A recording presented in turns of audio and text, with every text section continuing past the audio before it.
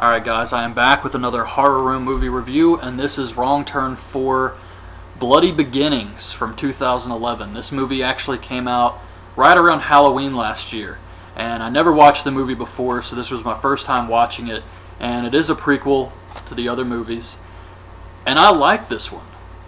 I thought this one was much better than the third movie, and I think a lot of that has to do with the fact that there were 3 cannibals. It didn't really matter to me whether it was Sawtooth, One Eye, or Three Finger, or other cannibals like in the second movie. The second movie didn't have the originals and it was still good. But I think the third movie was really hurt by the fact there was only 1 cannibal. So I was happy to see the others brought back. And they try to explain their origins and stuff, and yeah, there is some cheesy acting and some stuff that doesn't really make any sense in this movie, but it's still overall a really entertaining movie, and I like this a lot. It was just, I don't know, something different. Tries to explain how they become cannibals. There's no chemicals or old mill, but it starts off in 1974 at this insane asylum in West Virginia, and this therapist is walking down the hallway with a doctor, and he tells her that these 3 patients are the worst, the most dangerous patients in the entire asylum. So we see that it's the cannibals, and apparently they killed their parents and were brought in, and one of them bit off 2 of his fingers and ate them. The other one stabbed his eye out with a fork and ate his eye.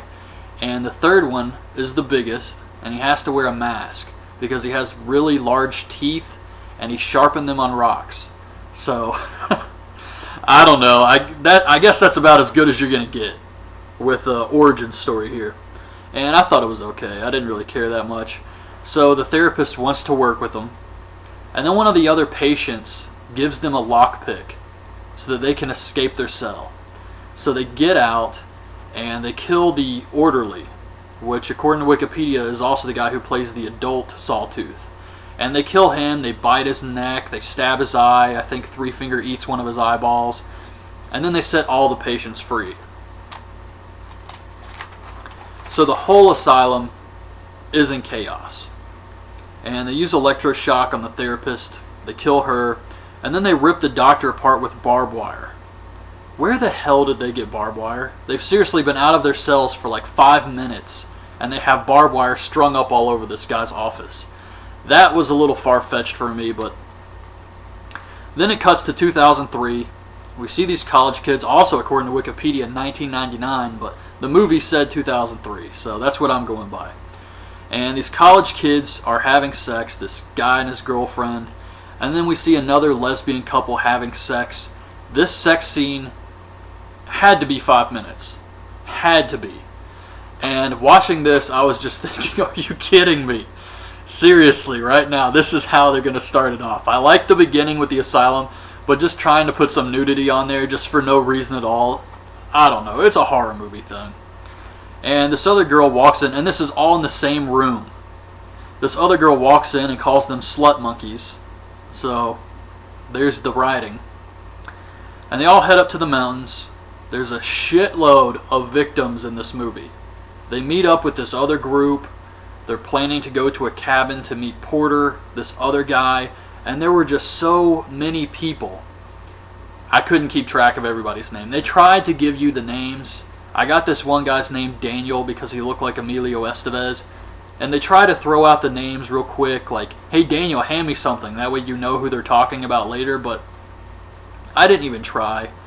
I did pick up on it later when there was just a few victims left, but at this stage I was just thinking, that's a lot of people to kill off. But that's not a bad thing.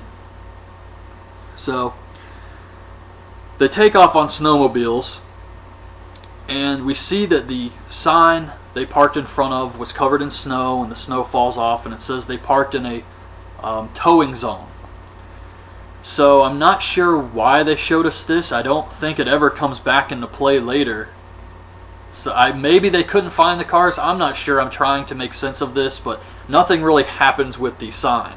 So it was just kind of random. So they get lost. It's cold. A storm's coming. Temperature's dropping. And it's getting dark. And they throw all of this at you at once.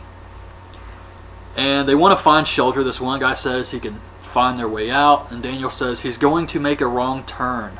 I know it. So they see the old asylum, and they head there. Luckily, this place has couches and all types of shit. So they're pretty set up. Cell phones can't get a signal, though. So the guys start a fire. They got food and stuff, and apparently they're supposed to meet up with Porter, and they think that maybe he'll come looking for them, and some of them are saying, nah, he won't come, and I don't know. I don't even think we ever get to see Porter's face. But they decide to explore the asylum. They head into the doctor's office and find some booze. They find folders on the patients and realize it was an asylum. So the cannibals are heading back to the asylum. They're dragging a body. Vincent and two of the girls are trying to pick rooms where everybody's going to sleep.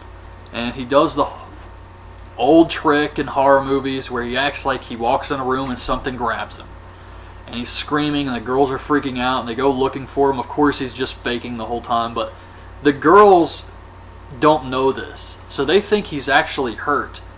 And I'm just wondering why they didn't go get the rest of the group. They have a ton of people waiting for them.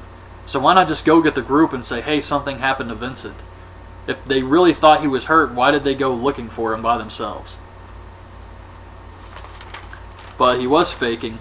Vincent cuts the generator on so that they have some lights. And they all start dancing and partying and listening to this music that's coming from somewhere. And they all ride around in wheelchairs. They find some film, and it's footage of the cannibals getting electroshock. What are the odds of all the patients? I guess you could try to explain this, that the cannibals live in the asylum and they kept the film around for themselves, maybe. It's kind of a stretch, but that's the only way I can explain this. But yeah, it is a huge coincidence that the tape they find is of the cannibals. And it's also black and white footage with no sound. And you would think in 1974 they had better equipment than this. So everyone's sleeping. Vincent wants to go explore some more by himself. He sees the lesbians having sex again. And he finds Porter's body. It's the body the cannibals were dragging into the asylum. He turns around and Sawtooth, I think it was Sawtooth, uppercuts him with a spike. So Vincent's dead. In the morning, they get snowed in, and they can't find Vincent. So they split up to go look for him, but their stuff is gone, and nobody gives a shit except for Daniel. He's actually saying, doesn't anyone care that our stuff is gone? And they look at him like, dude. That was it. Like, that's what they did. It was unbelievable. So Vincent's girlfriend, Jenna, I think her name was, sees the cannibals cut up Porter's body. And the other group finds the blood from Porter. So the group meets back up, and Vincent's girlfriend says they're going to kill us all. And then a jacket with Porter's head gets tossed at him. And the cannibals hang one of the girls. They drop down this barbed wire rope, and they pull her up while they're distracted with the head. And they're pulling her up so high, her head actually gets ripped off of her body. And her boyfriend Kyle is seeing this, and all this blood's pouring down on him. He's just freaking out. This was pretty good. I actually thought they did a good job with the gore in this movie. So they run outside, they try to start the snowmobiles, but the cannibals took the spark plugs. Daniel's girlfriend decides to ski for help. She's the only one who can ski, so she's going to leave on her own. And the rest decide to go back inside and find a way to fight back. Daniel, Kyle, and one of the lesbians, I think her name was Sarah, go to find this cage they saw that had some weapons in it. Three Finger comes after them with an axe. Meanwhile, Sawtooth, I think it was Sawtooth, has this drill, and he tries to drill into the office to get the others. One of the girls stabs his arm, and he just leaves. So that was kind of strange. Oh, I forgot to mention, the doctor actually says that the cannibals cannot feel pain. They have some disease to where they can't feel any pain, so that explains why they're so indestructible. But anyways, he leaves. The others avoid Three Finger. They get some weapons, but on their way back to the office, Daniel gets snatched up, Solid Snake style. And the other two don't even notice until they get back to the office. So that was kind of sad. But they make it back to the office, and the one girl says, Bridget, that the guy tried to drill through, but I stabbed him in the arm and he left. Just like that. I stabbed him in the arm and he left. Like, no big deal. Horrible acting. Oh my god, it was so bad. That girl was so annoying too. So the others hear Daniel screaming, but they think it may be a trap, so they don't want to go after him. These are your heroes, I guess. And the bitchy girl, Bridget, wants to have a vote while he is dying, and you hear nothing but screaming, and she calmly says, I think we should vote on it. So they decide that they're going to go after him, and we see the cannibals are eating him alive, cutting his skin off and having fondue with his body. Kyle finds him. He watches for a little bit, gets sick, and then he goes back to tell the others. Doesn't try to save him, but tells the others. This was a pretty intense torture scene, actually. If disturbing is what they were going for, they achieved it, because it was very long and pretty gruesome. He tells the others what's happening. They come up with a plan to attack the cannibals. I do have to say that even though these kids were very annoying, they weren't like the prisoners in the third movie. That's another thing that was better. The prisoners were kind of villains in their own ways. And here they didn't really ask for any trouble from the cannibals. They were just at the wrong place. But they were still really annoying. You really don't feel sorry for them, especially with what's about to happen. So one eye chokes on a finger, and the other guy, Kyle, attacks them. And they force the cannibals, all three of them, into a cell. Turns out it's the same cell that they were in when they were children. And one girl says Kyle actually wants to burn them alive, which I understand because his girlfriend's head was ripped off in front of him. And one girl says, we can't just kill them. What the hell are you talking about? They've killed all your friends. You guys are the only ones left, and you're not going to kill them. And Kyle listens to this. The guy whose girlfriend was just had her head ripped off. He listens to this and decides, okay, I won't kill him. And he decides that he's going to watch the cell so that they don't try any funny business while the others go look for the spark plugs to get the hell out of there. At this point, I was really rooting for the cannibals just because this whole thing was so stupid. But Kyle falls asleep, and we see that the cannibals actually have the lockpick that they used to escape from the cell when they were kids in their cell. So they escape. Sawtooth knocks out Kyle, and the girl who wanted to save the cannibals is going back to the cell to take over for Kyle and watch the cannibals, and the generator goes out. So she's in the dark, she makes it back to the cell, and she realizes they're all gone. No one ever says, I told you we should have killed their asses. Never.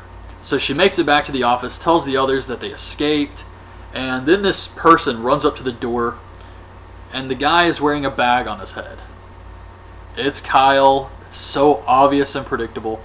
And he's wearing a bag on his head, and they think it's the small cannibal. Maybe they can kill it. So they attack it, they stab it to death, they take the bag off, it's Kyle, they cut his tongue out. So now it's just the four girls, Jenna, the girl that tried to save him, Bridget, and Sarah.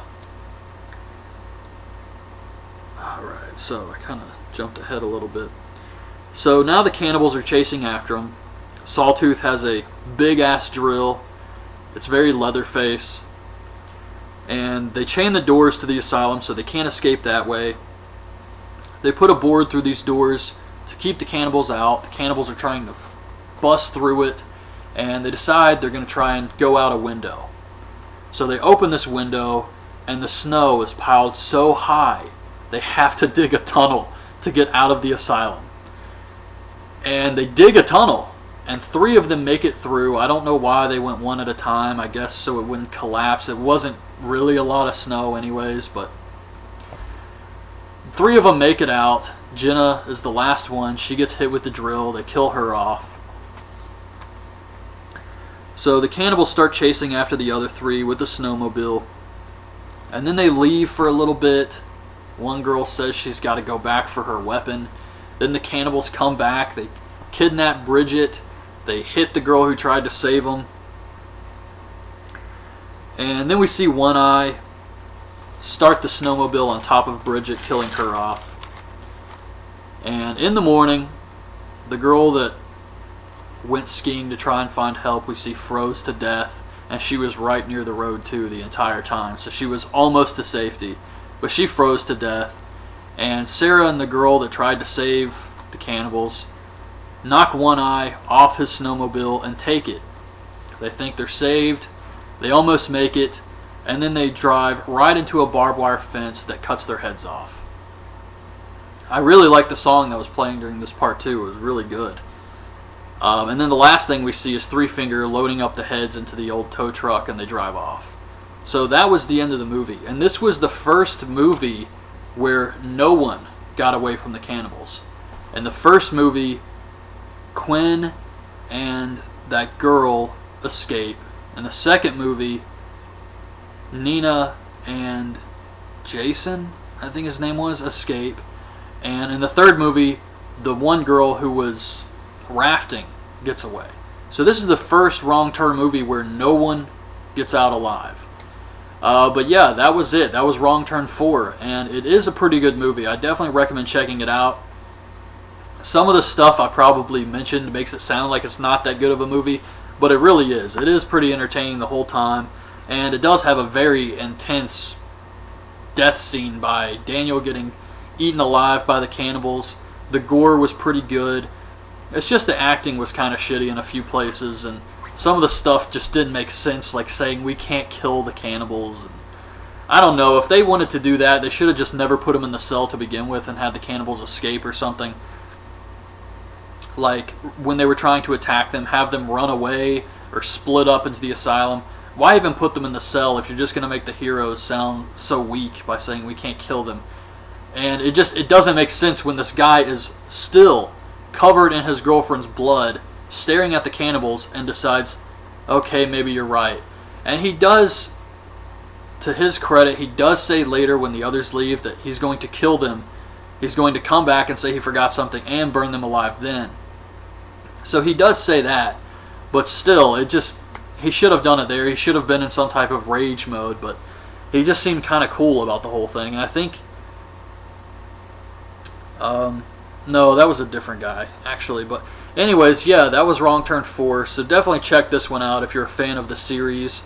And next week, I'll be back with Wrong Turn 5, the last movie in the series, and then Jeepers Creepers 1 and 2. So hope you guys like this video. Leave your thoughts on this movie in the comments below, and thanks for watching.